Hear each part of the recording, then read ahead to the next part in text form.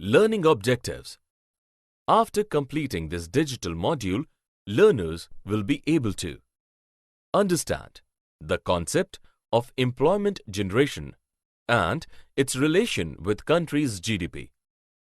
Learn how the worker-population ratio is useful to understand the proportion of population that is actively contributing to the production of goods and services of a country. Understand the differences among regular salaried employees, self-employed and casual wage laborers in employment scenario. Learn the causes why the self-employed and casual wage laborers are generally found more in rural areas than its urban counterpart. Understand the divisions among three sectors of economic activity as primary, secondary and service or tertiary sectors. Learn how after 1990s, at the time of economic reform in India, the employment growth started declining and reached the level where India was during the early stages of planning phases. Understand about the distribution of workforce, showing that while in 1972 to 73, about 74% of workforce was engaged in primary sector, but in 2011-12, this proportion declined to 50%. Learn about the vulnerability of casual waged workforce and self-employed people when casualization of workforce continues in high pace in India. Workers and employment. Employment is a relationship between two parties where one party, which may be a corporation, for-profit, not-for-profit organization, cooperative, or other entity as the employer and the other is the employee. Employees work in return for payment, which may be in the form of an hourly wage, by piecework, or an annual salary, depending on the type of work an employee does or which sector she or he is working in. Employment is typically governed by the specific employment laws, regulations, or legal contracts. Gross domestic production or GDP means the total consumption or production within the geographical border of the country. Thus, it implies that employment could or might increase with a higher rise in GDP because of, say, increased government spending. Who are the workers? The workers in India refer to the employment in the economy of India. In 2012, there were around 487 million workers in India, the second largest after China. Of these, over 94% work in unincorporated, unorganized enterprises ranging from pushcart vendors to home-based diamond and gem polishing operations. The organized sector includes workers employed by the government, state-owned enterprises, and private sector enterprises. In 2008, the organized sector employed 27.5 million workers, of which 17.3 million worked for government or government-owned entities. The nature of employment in India. Till today, the large proportion of workers is engaged in agriculture, about 49%, which contributes a mere 14% to the GDP. In contrast, the service sector, which contributes 58% of the GDP, barely generates 27% of the employment, and the share of manufacturing in both employment, 13%, and GDP, 16%, is much lower than in East Asian and Southeast Asian countries. Workers' population ratio in India. Employment to population ratio is the proportion of a country's population that is employed. The people aged 15 and older are generally considered in the working age population. According to the 5th Annual Employment Unemployment Survey 2015-16, Worker Population Ratio WPR was estimated in India to be 47.8%. Thus, 47.8% of the persons aged 15 years and above were reported to be employed during this period. Different levels of participation of people in economic activities. There is a huge variation in the levels and trend of female labor force participation within regions in India. In 2009-10, Eastern states showed the lowest overall participation rate of 22.6%, while the southern states were more than double at 51%. Compared to the rest of the country, women in southern states enjoy a higher status with fewer restrictions on mobility, which could have implications for women's ability to engage in productive work. Self-employed and hired workers. Among workers in rural areas, 54.2% are self-employed, as against 41.1% in urban areas, and 38.6% work as casual labor, as against 17.5% in urban areas. Grossly, the Indian economy is characterized by the existence of the vast majority of informal or unorganized labor employment.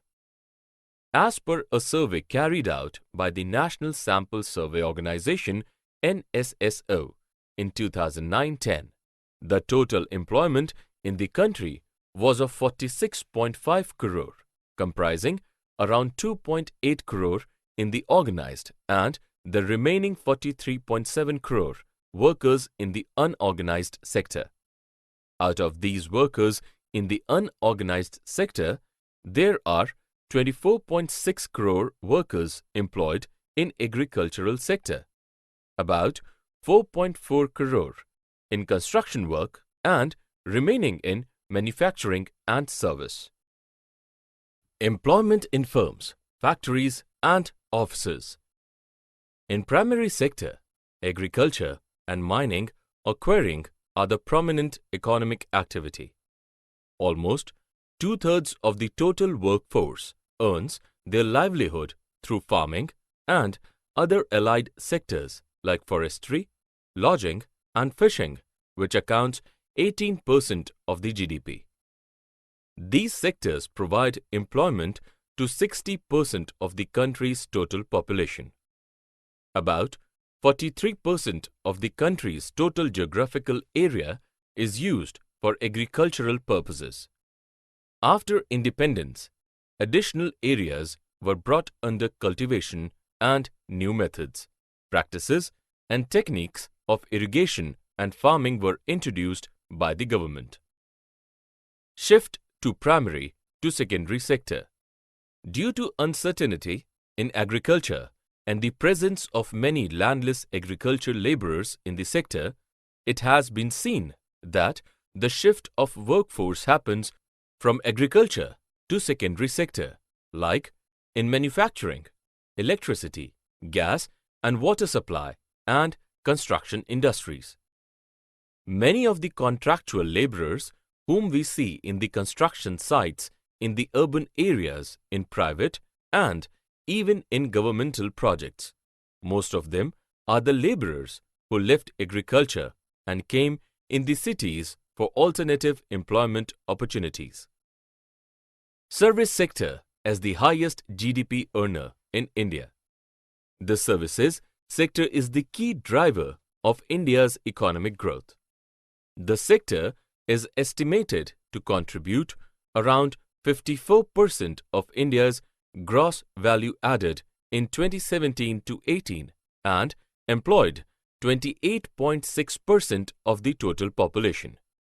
India's net services exports during reached $57.60 billion April to December 2017.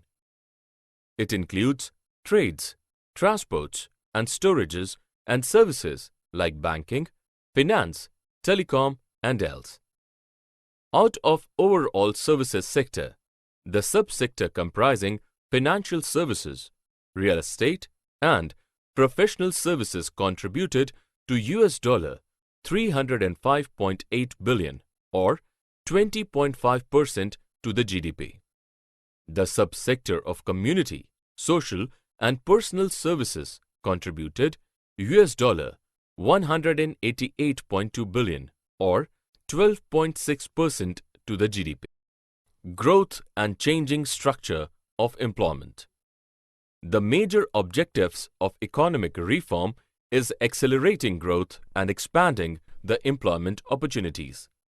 Despite NSSO's recent estimation with respect to its employment and unemployment survey brings out a virtual stagnation in the employment growth, indicating jobless growth in the Indian economy. These results have raised a concern over the employment situation among the policymakers, academicians, and development activists.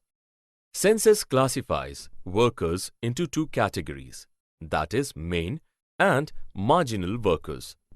The analysis of census data shows that during the last 2 decades, that is 1991 to 2011, the rate of growth in marginal workers is higher than that of main salaried workers.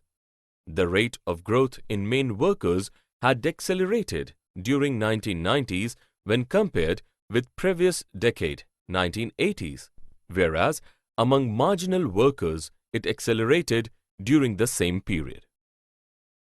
Trends in employment pattern in India.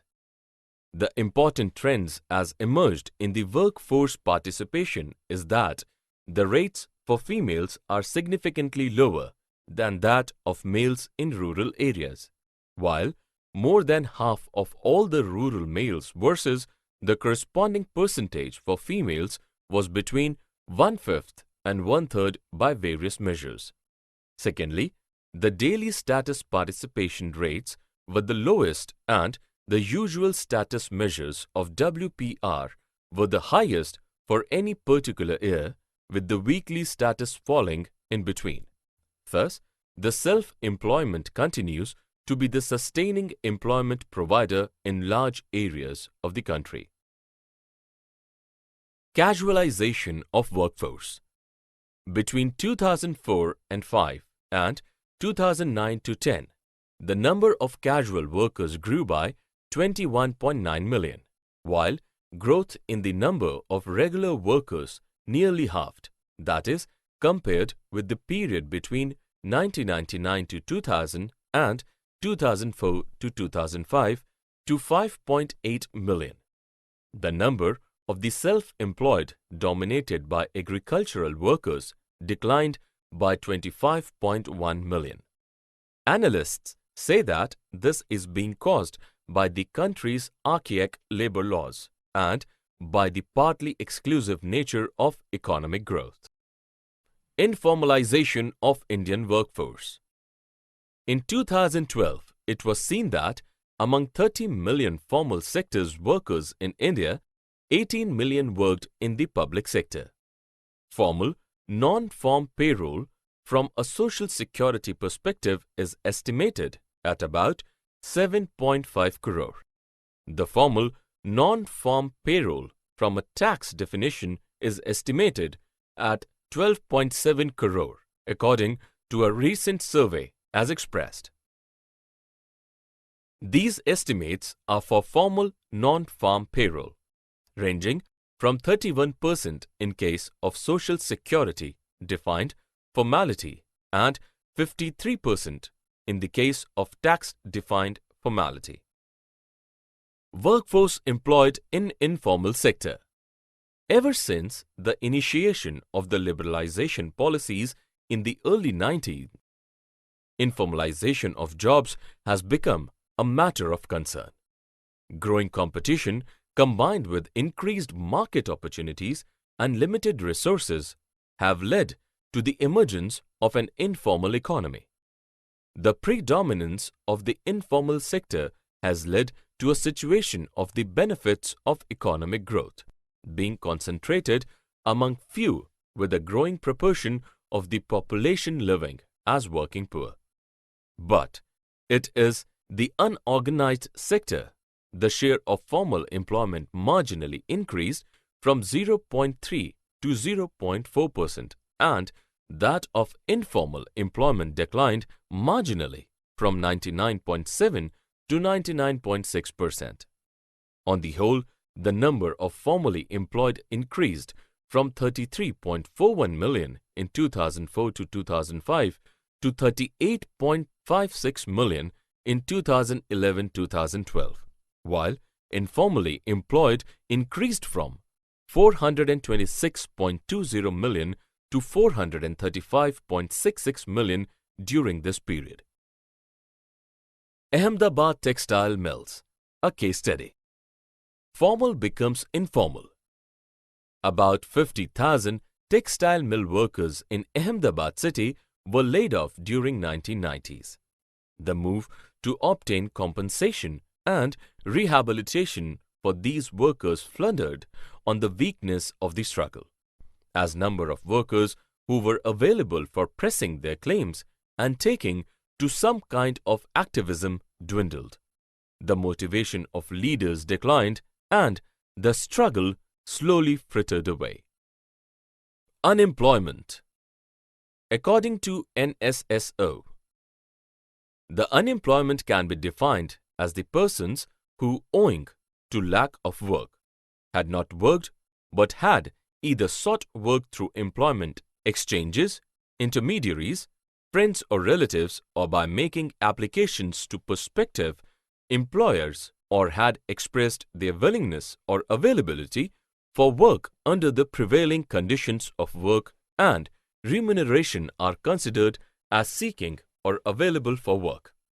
Persons, on the other hand, who were seeking and or available for work for relatively longer period of the 365 days preceding the date of survey are considered usually seeking and or available for work.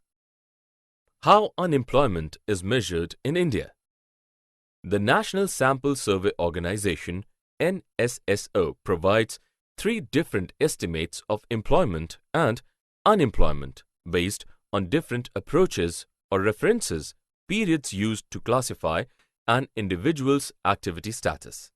These are usual status approach, with a reference period of 365 days preceding the date of survey. Current weekly status approach, with a reference period of 7 days preceding the date of survey, and current daily status, with each day of the 7 days preceding date of survey as the reference period. Different types of unemployment in the country. Among different types of unemployment, we find disguised unemployment, where part of the labor force is either left without work or is working in a redundant manner, where worker productivity is essentially zero. On the other hand, the seasonal unemployment in agriculture is a normal condition in India. In 1993-94, the gross irrigated area as a percentage of gross cropped area was only 36%.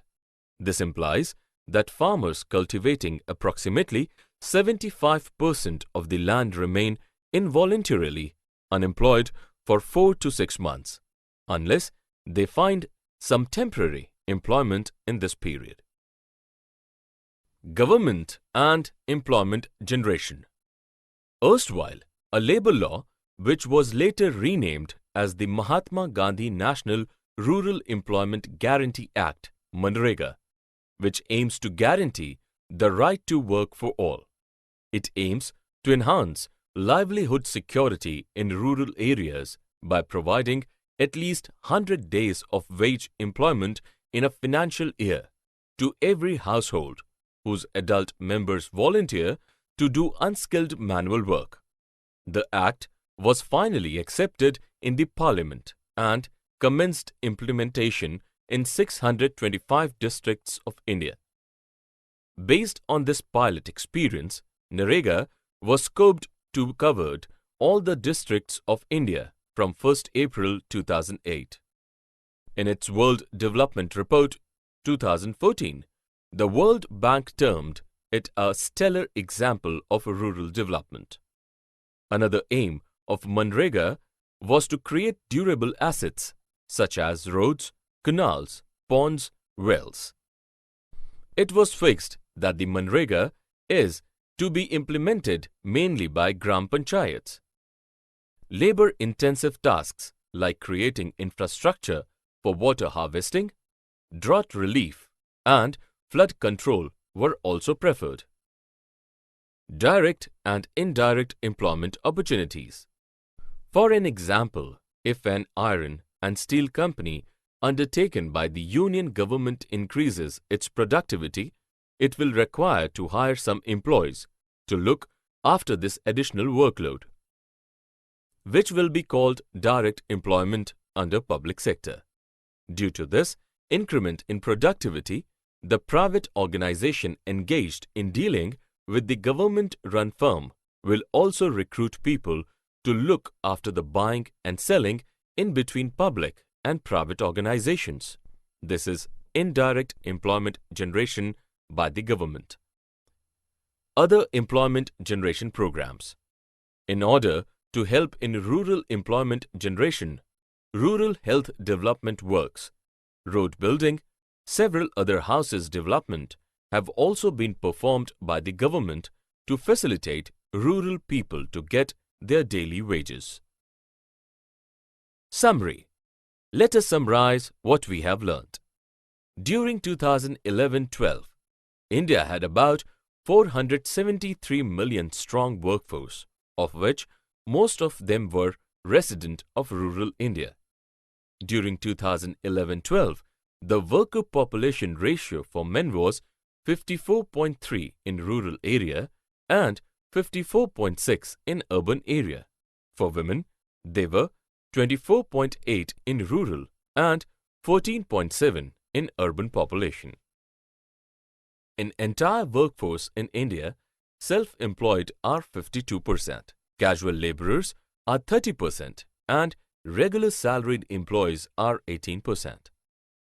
64% of workforce is engaged with primary sector in rural area, while 24% of workforce with secondary and 27% is with service sector.